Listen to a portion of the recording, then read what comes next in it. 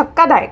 स्वतःला संतांचा अवतार सांगणाऱ्या एका तथाकथित गुरुला पोलिसांनी अखेर बेड्या ठोकल्या आहेत.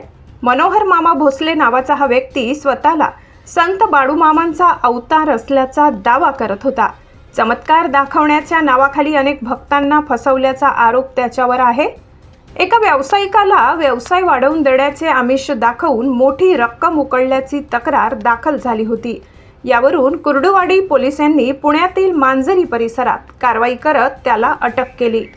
या प्रकरणात आर्थिक फसवणूक, लैंगिक शोषण आणि काळ्या जादूचे गंभीर आरोप समोर आले असून परिसरात खळबळ उडाली आहे.